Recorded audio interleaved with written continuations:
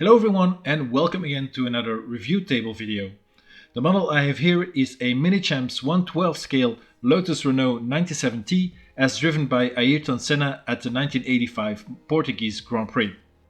Senna made his debut a year earlier at the 1984 Brazilian Grand Prix for the Tolman team. He quickly impressed everyone, with second place at the very wet Monaco Grand Prix being the highlight for the young rookie. His talent was obvious from the beginning, and Lotus's Peter War was quick to sign him up for his team. This was much against the wishes of title sponsor John Player, who wanted to keep Briton Nigel Mansell. Ayrton quickly settled in at Team Lotus though, and at the second round in Estoril, Portugal, he duly took his first pole position of his career. Race day, however, was extremely wet, but that was in Senna's favour. He absolutely obliterated the whole field, winning by over a minute from second place Michele Alboreto. He lapped everyone but Alboreto and set the fastest lap to earn his first Grand Slam of his career. Senna would later claim he believed this was his best drive ever. So Minichamps decided to make a 1/12 scale version of the Senna Lotus 97T. They released it under the original Ayrton Senna collection back in 2008, I believe, and it was limited to 6,194 pieces. The model then was re-released a couple of years later in a collector's Blu-ray box set of the Senna documentary movie. It contained the model car, the Blu-ray and DVD of the movie, and a little digibook. And incredibly, at one point Amazon sold this bundle for only €85, if I remember correctly. It was a ridiculously low price anyway. I got mine on a good deal too back in 2012 already. Here we have the model car then, the 1/12 scale Senna Lotus 97T by Minichamps. To give you an idea of the scale, I'll compare it to a 1/18 scale model car, an Exoto Lotus 72D. So yeah, you can see it's about that much bigger. And it's also pretty hefty at around 1.2 kilos. This model also features a removable engine cover to reveal some of the great details inside, from the cockpit and the nose section to the engine compartment. But let's first have a look at the outside details, and well, let's first maybe look at the box. So as I mentioned, it's the Portuguese Grand Prix car, his first win. As you can see on the box itself is in the colors of the first Senna collection line by Minichamps, so just black with a Brazilian flag on it, and then Ayrton's helmet on top. And there's just a little bit of info on the model on the side flap here, as you can see. So first victory and limited edition. And then on the back you get all the usual Minichamps and licensing information. Onto the model car then, and one of the first things you notice are the rain tires, and they're actually pretty nicely done with the rain tire tread. And as usual, I added some extra detailing to the sidewalls, as you can see, with the handwritten tire markings. And it's slightly easier to do on a 1/12 scale model, of course, so I was pretty happy about that. I then also added a little tire valve in the rims, as you can see here, with the two stripes on the tire itself. So the little tire valve there in the rim. And yeah, they were missing on the model, which I thought was a bit of a shame, because such a big model yeah, needs a bit more detailing, I think, and this was just a little piece of detailing that makes all the difference. So it was easy to do myself, so luckily. But yeah, it's a bit of a shame that Minichamps didn't do that. Then on the model car itself, the outside, the John Player special tobacco livery had to be added, so Minichamps left the model blank upon release. And actually they also released a 1/18 version of this model car, of the first win car, which had the factory fitted JPS logos on it. The figurine then too needed some tobacco decals, and interestingly on the helmet it should say John Player, like here on my conversion, but on the 1/18 tobacco version it mistakenly said John Player Special.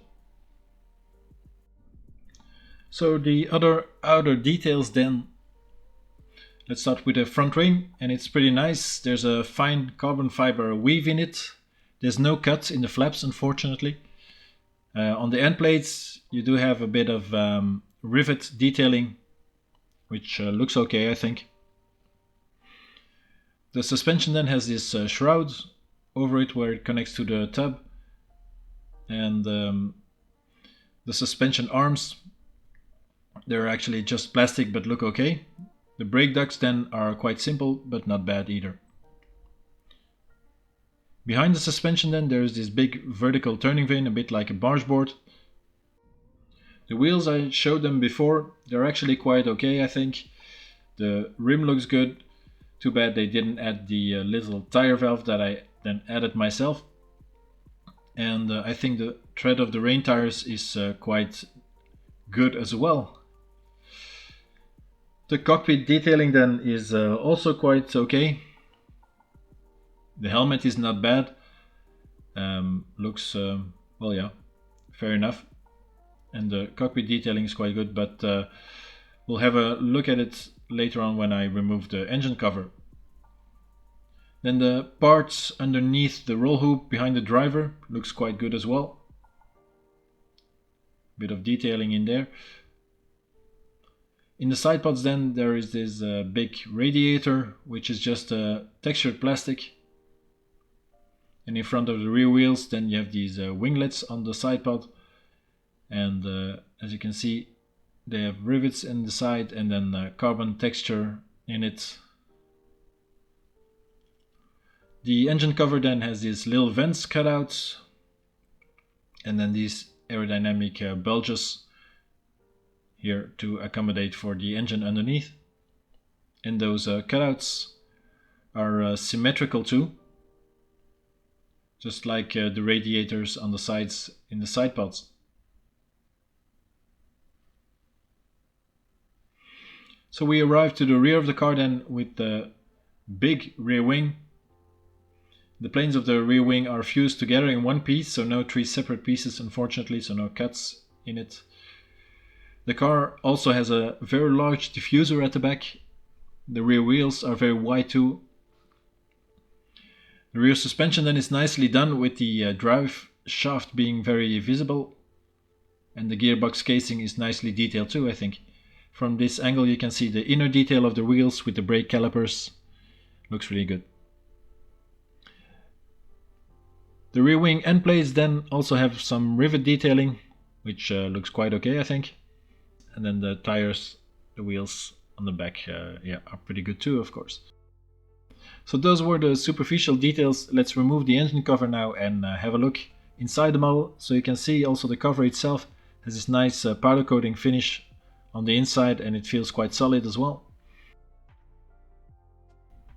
So underneath the skin then, and again let's start at the front. You can see there's a bit of carbon texture on the nose where the ELF sponsorship is at.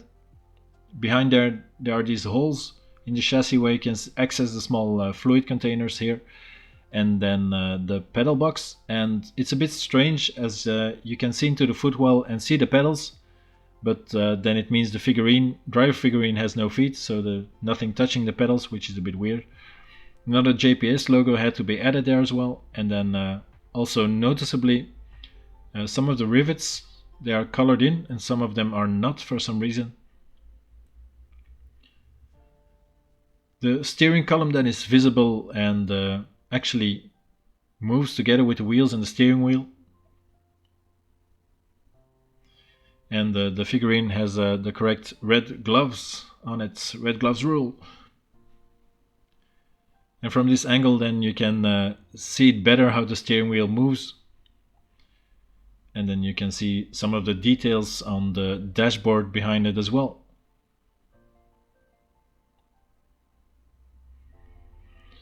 Then to the right of the driver, underneath his hands,